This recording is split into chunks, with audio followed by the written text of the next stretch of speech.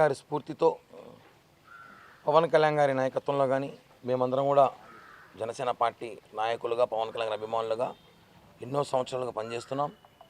మనకు తెలుసు పవన్ కళ్యాణ్ గారికి గోవులు అంటే ఎంత ఇష్టమో. ఆయన ఫామ్ హౌస్లో కూడా వందలాది గోవులైనా ప్రత్యేకంగా బయట నుంచి తెప్పించుకొని దానికి కావాల్సిన భద్రత చూస్తుంటారు. మనం గత కొద్ది రోజులుగా తిరుపతిలో గో రాజకీయం చూసుంటాం.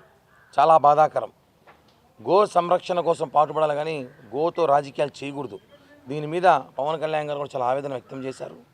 ఈరోజు మా నాయకుడు ఆయన ఆదేశాలు కానివ్వండి, ఆయన స్ఫూర్తితో మేమందరం కూడా ఇక్కడ పరిస్థితులు తిరుపతిలో ఉన్న ఎండాకాలం కానివ్వండి, ఎండరీత్యా కానివ్వండి, ఇక్కడున్న గోవులకు మా వంతు సహాయంగా మా పార్టీ తరఫున మా వంతు సహాయం చేయాలని ఆలోచనతో ఈరోజు ఈ గోశాలకి ఒక 4 ఎయిర్ కూలర్లు మేము అందజేయాలని ఆలోచనతో ఆర్డర్ చేసాం. అందులో భాగంగా ముందుగా 2 కూలర్లు తెప్పించాము. ఇంకొక 2 కూలర్లు రేపు ఉదయానికంతా తిరుపతి చేరుకుంటుంది.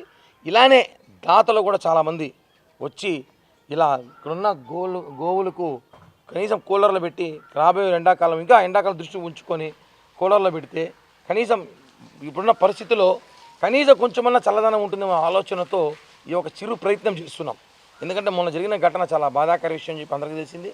ఇలాంటివి చేస్తే మంచిదని ఒక ఆలోచనతో మేమందరం కూడా జనసేన పార్టీ నాయకులు మేము అనుకున్నాం కాబట్టి ఒక 4 ఆర్డర్ చేసి ఇప్పుడు ఒక 2 ఇస్తున్నాం. మిగతా 2 కూడా రేపు ఇవ్వబోతున్నాము. ఈ కూలర్ల ద్వారా ఇది తుఫాన్ కూలర్లు అంటారు. ఈ కూలర్ల ద్వారా 300 మీటర్ల వరకు చుట్టుపక్కల గాలి చాలా చల్లగా వస్తుంది.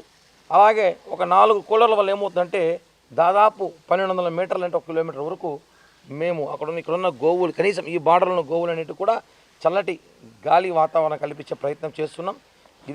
ఇదే విధంగా అందరూ కూడా ఆలోచించి ఇంకా దీన్ని భవిష్యత్తులో పూర్తిగా ఇలా కూలర్లు కానివ్వండి ఇంకా ఆధునిక కావాల్సిన పరికరాలు అందజేస్తే మనం ఇక్కడ వాతావరణం కూడా మంచిగా ఉంటుందని చెప్పి కూడా తెలియజేస్తున్నాం.